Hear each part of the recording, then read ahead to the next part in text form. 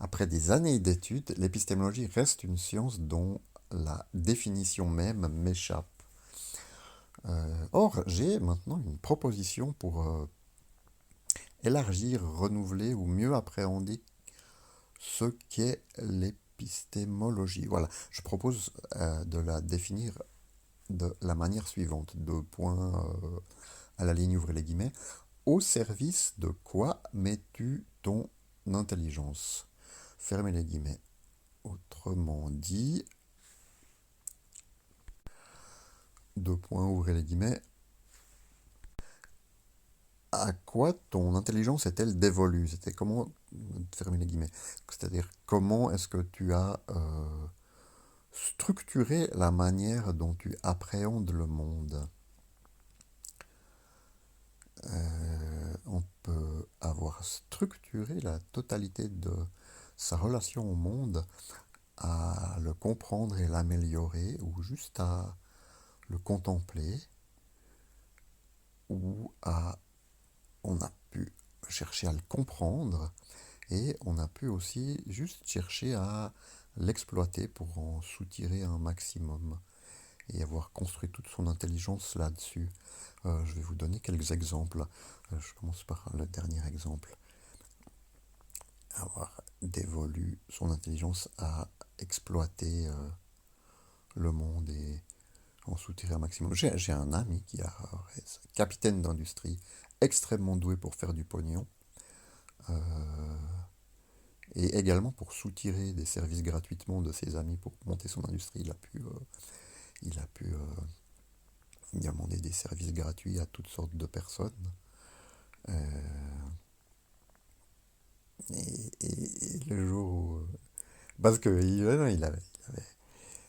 avait besoin d'un tas de services. Et le jour où il revend son industrie à 1 million, toutes les personnes qu'il n'a jamais payées, jamais il ne les payera. Et pour lui, c'est normal. Son intelligence est dévolue à comment faire du pognon. Et à côté de ça, il va faire des stages de méditation du cœur.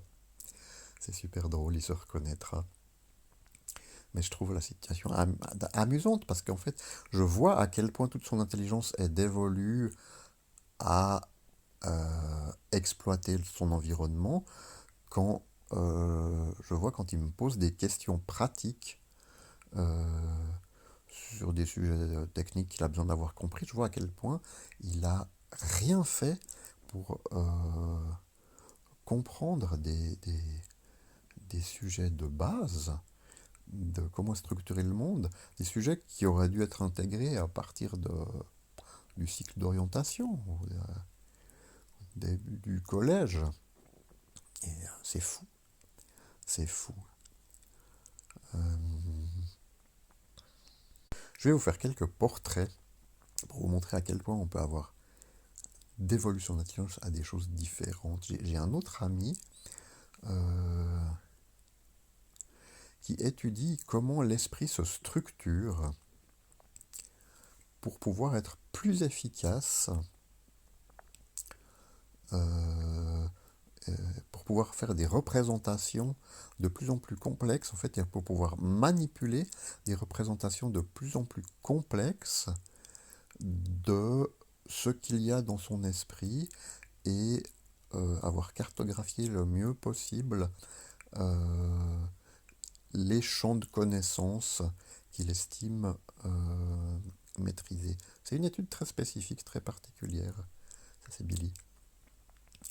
J'ai un autre ami qui m'a dit il y a 30 ans, moi je préfère mourir savant que riche. Et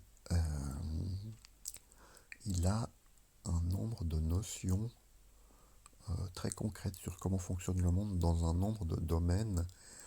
Euh, c'est c'est presque surhumain, c'est Alex, monsieur. Il y a des personnes qui ont structuré leur intelligence sur comment se faire une place dans le monde. Euh,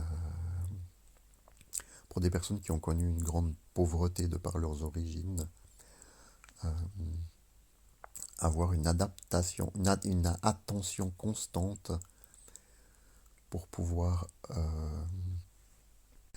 adapter son apparence et se fondre le mieux possible dans le groupe, que ce soit pour devenir politicien, agent secret, on peut ou même faire du cinéma, on peut avoir structuré toute son intelligence, toute sa conscience à l'étude des apparences et les méthodes d'interaction sociale dans l'instant.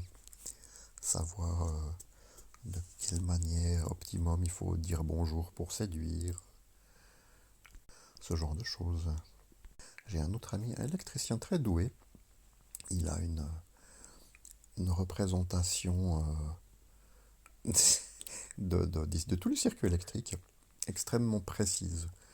Je pense que ça va l'énerver ça va l'énerver comme une insulte personnelle si un électricien avant lui a monté quelque chose euh, qui ne lui convient pas, dont il estime que ça n'a pas été fait d'une manière intelligente.